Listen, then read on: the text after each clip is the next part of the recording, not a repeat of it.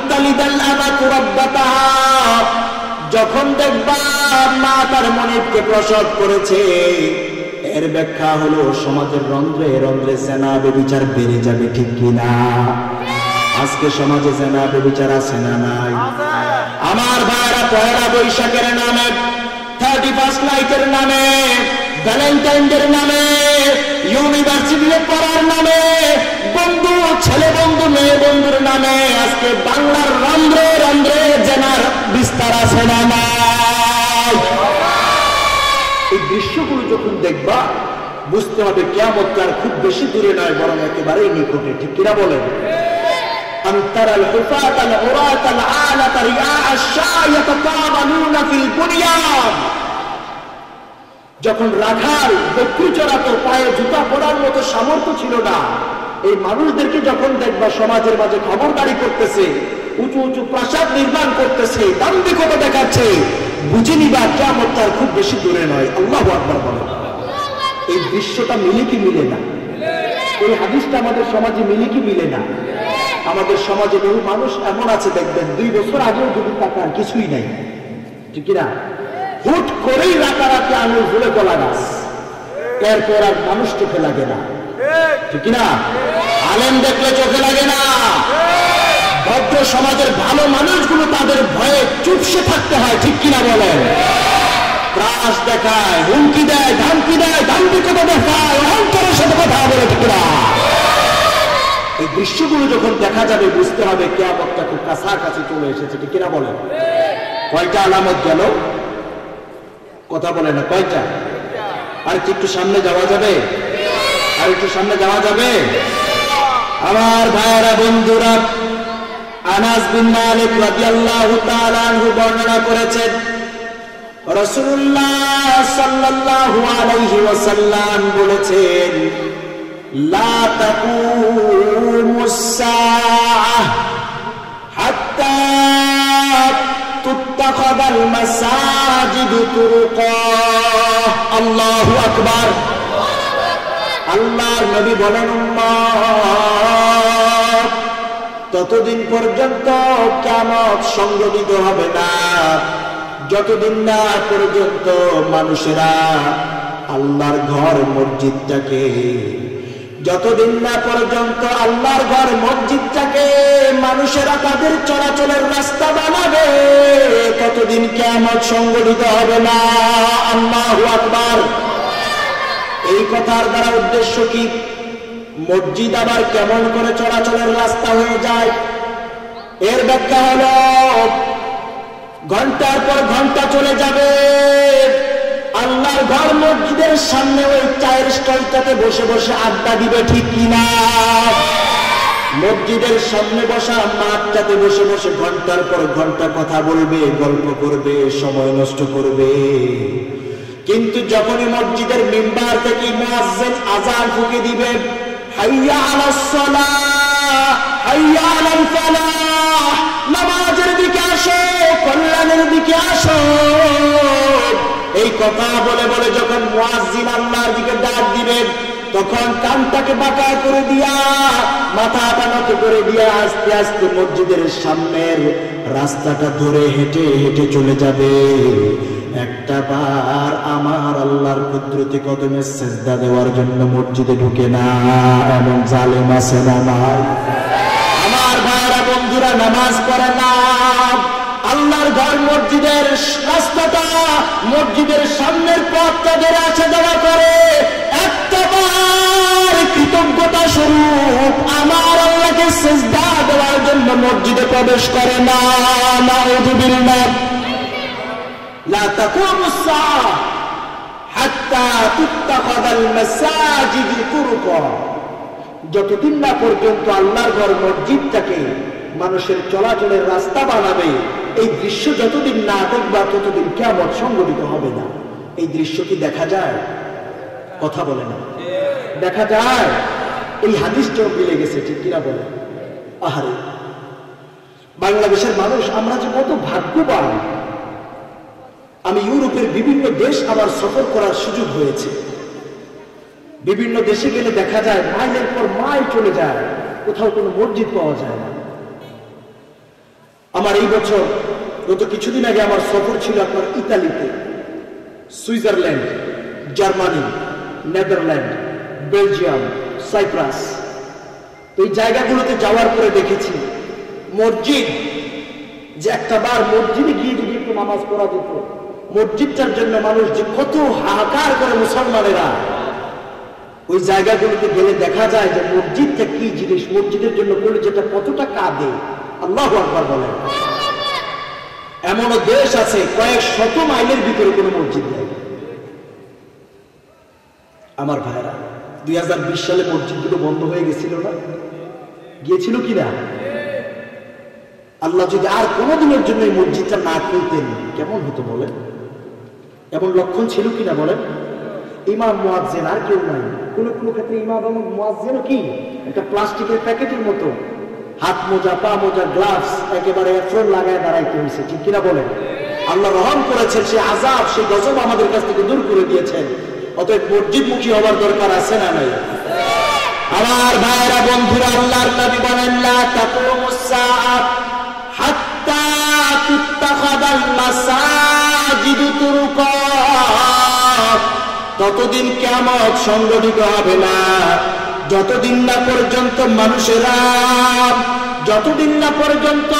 মানুষেরা আল্লাহর ঘর মসজিদটাকে চলাচলের রাস্তা বানাবে, ততদিন পর্যন্ত কিয়ামত সংঘটিত হবে না। নাউযুবিল্লাহ। এই আলামতটা আমাদের কাছে পরিচিত, প্রকাশ পেয়ে গেছে, ঠিক কিনা বলেন? আর দু একটা আলামত কি বলা যাবে? কথা বলে না, বলবো? আমার ভাইয়েরা, বন্ধুরা, আল্লাহর নবীর সাহাবী হযরত আবু হুরায়রা রাদিয়াল্লাহু তাআলা আনহু বলেন, রাসূলুল্লাহ সাল্লাল্লাহু আলাইহি ওয়াসাল্লাম ইরশাদ করেছেন, লা তাকুমুস সাআত হাত্তা তা'বুদাল্লাতা ওয়াল উজ্জা। আল্লাহু আকবার। আল্লাহর নবী বলেন, ততদিন পর্যন্ত কিয়ামত সংঘটিত হবে না যতদিন পর্যন্ত হাত্তা তা'বুদাল্লাতা ওয়াল উজ্জা, যতদিন না পর্যন্ত মুসলমানেরা লাত এবং উজ্জার উপাসনা করবে, ততদিন না পর্যন্ত কিয়ামত এই দুনিয়ায় সংঘটিত হবে না। নাউযুবিল্লাহ। যতদিন না পর্যন্ত আল্লাহর গোলামেরা লাত এবং উজ্জার উপাসনা না করবে, ততদিন কিয়ামত সংঘটিত হবে না। এখন বলে একটু সাহস লাগতেছে যে না, কিয়ামত দূরে আছে। সাহস লাগতেছে? কিয়ামত দূরে মনে হচ্ছে, কারণ আমরা তো লাত উজ্জার উপাসনা করি না। করি? একটু কান খুলে শুনে রাখুন আমার ভাইরা, আল্লাহর নবী বলেছেন, লা তাকুমুস সাআত হাত্তা তা'বুদাল্লাতা ওয়াল উজ্জা। ততদিন কিয়ামত সংঘটিত হবে না যতদিন না পর্যন্ত আল্লাহর গোলামেরা লাত এবং উজ্জার উপাসনা না করবে। এর দ্বারা উদ্দেশ্য হলো আমার ভাইরা, লাত এবং উজ্জা দ্বারা উদ্দেশ্য হলো জায়গায় জায়গায়, নামে বেনামে, জায়গায় জায়গায়, মোড়ে মোড়ে, বাজারে বাজারে, রন্ধ্রে রন্ধ্রে মূর্তি স্থাপন করা হবে। নাউযুবিল্লাহ। নামে বেনামে বিভিন্ন মূর্তির আয়োজন করা হবে, আর ইমানদার গোলামেরা এই মূর্তির সামনে গিয়া মাথা নত করে দিয়ে দাঁড়ায় থাকবে। শুধু তাই নয়, আল্লাহর ইমানদার বান্দা বান্দীরা যখন হিন্দুদের পূজা মণ্ডপে যাবে, এই দৃশ্যগুলো যখন দেখা যাবে, বুঝতে হবে কিয়ামত আর খুব বেশি দূরে নয়, ঠিক কিনা? আজ দেখা যায় শারদীয় দুর্গা উৎসবে মুসলমানের আগমন আছে না নাই? আজ হিন্দুদের পূজা মণ্ডপে মুসলমানদের গমনাগমন আছে না নাই? ও মুসলমান, ইব্রাহিম আলাইহিস সালাতু ওয়াস সালামের উম্মত, ইব্রাহিম আলাইহিস সালাতু ওয়াস সালামের তাওহীদে বিশ্বাসী সন্তান কোনদিন মূর্তির সামনে মাথা নত করতে পারে না, ঠিক কিনা? আল্লাহর তাওহীদে বিশ্বাসী, রাসূলুল্লাহর রক্তাক্ত নবুয়তে বিশ্বাসী আল্লাহর কোন ইমানদার বান্দা হযরত ইব্রাহিম আলাইহিস সালাতু ওয়াস সালামের তাওহীদবাদী কোন সন্তান মসজিদ আর মন্দিরের সমানভাবে যেতে পারে না, ঠিক কিনা? মসজিদ আর মন্দিরে সমানভাবে কোনো মুসলমানের বাচ্চা যেতে পারে না, ঠিক কিনা বলেন? বড় দুঃখ লাগে, কষ্ট লাগে। আজকে আমার একটা অবস্থায় রিপোর্ট হয়, বিবিসিতে রিপোর্ট হয়, নিউজ হয় যে মুসলমান এত পরিমাণ হিন্দুদের পূজা মণ্ডপে গিয়েছে, হিন্দুরা ঠিক মতো তাদের পূজা পালন করতে পারে না। নাউজুবিল্লাহ পড়েন। ও মুসলমান, তোমার মসজিদের ভিতরে, আবার আপনার মসজিদের ভিতরে একটা দিনের জন্য তো লাইলাতুল কদরের রাত্রিতে একটা হিন্দুকে জোর করে ঢুকাইতে পারলাম না, ঠিক কিনা বলেন? এমন তো কোনোদিন হলো না ঈদুল ফিতরের নামাজে ঈদগাহে প্রথম রাকাতে এত পরিমাণ হিন্দু জড়ো হয়েছে, রোজাদারগণ গিয়ে সেখানে নামাজ পড়ার মতো জায়গা পায় নাই, এমন কোন রিপোর্ট কি কোনোদিন পেয়েছেন? আর একটু বড় করে বলেন, পেয়েছেন? অতএব মুসলমান সিদ্ধান্ত নেওয়া লাগবে, আল্লাহ ছাড়া যেই জায়গাগুলোতে আমার আল্লাহকে অপমান করার জন্য মূর্তির ব্যবস্থা করা হয়, এটা অন্য ধর্মের মানুষ, হিন্দুদের সাথে আমাদের কোনো আক্রোশ নাই, তারা তাদের ধর্ম পালন করবে, কিন্তু মুসলমান আল্লাহ তাওহীদে বিশ্বাসী মুসলমান সেই পূজার মণ্ডপে যেতে পারে না, ঠিক না?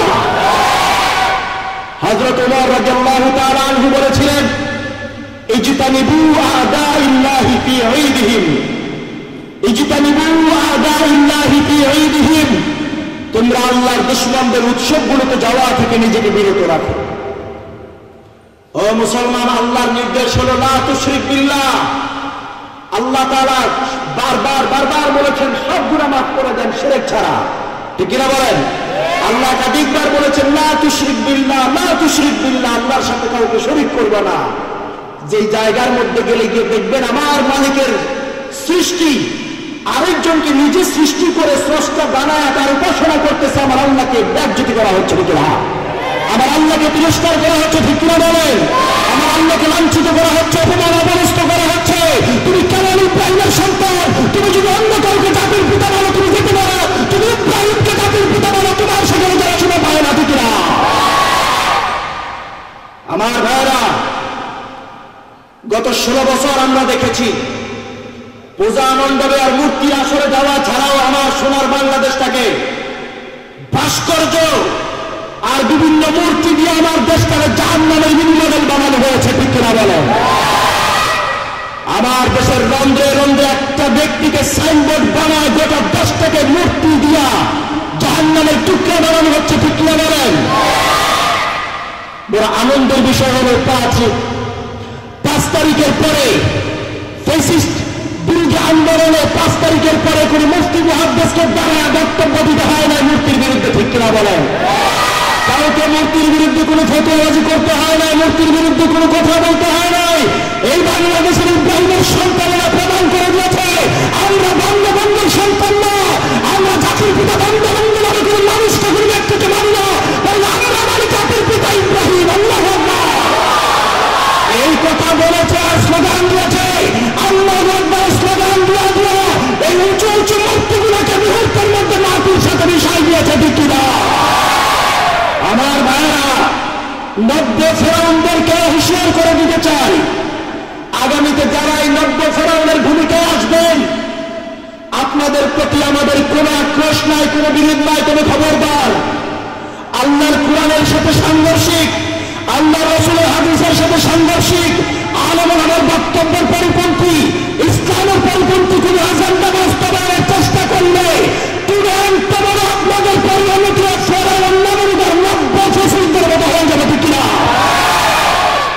এই দেশের মানুষ রক্ত দেওয়া শিখে গেছে।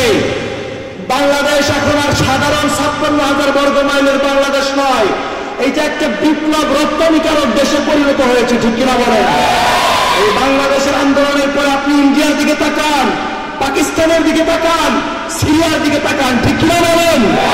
চতুর্দিকে বিপ্লবের বিজয় মিশন উড়া শুরু করে দিয়েছে। আর 2024 সাল হলো সকল ফেরাউন নমরুদ তাদের 75 বিজয়ের বছর, ঠিক কিনা বলেন? এই 2024 সালের মাধ্যমে যত ফ্যাসিস্ট আছে, যত স্বৈরাচার আছে, যত ডিক্টেটর আছে, তাদের বিজয়ের দামন, তাদের বিদায়ের দামানা বাজা শুরু হয়েছে। বাংলাদেশ থেকে বিদায় হয়েছে, সিরিয়া থেকে বিদায় হয়েছে, মিশর থেকে বিদায় হবে। আর তার মাধ্যমে এই বাইতুল আল-আকসার ভিতরে তেল আবিবকে বিরক্ত করে দিয়ে ইসরায়েলকে মাটির সাথে নিশ্চিন্ন করার মাধ্যমে জেরুজালেমের আল-আকসায় মুসলমানের লা ইলাহা ইল্লাল্লাহর কালিমা খচিত পতাকা উড্ডীন হয়ে যাবে, ঠিক কিনা?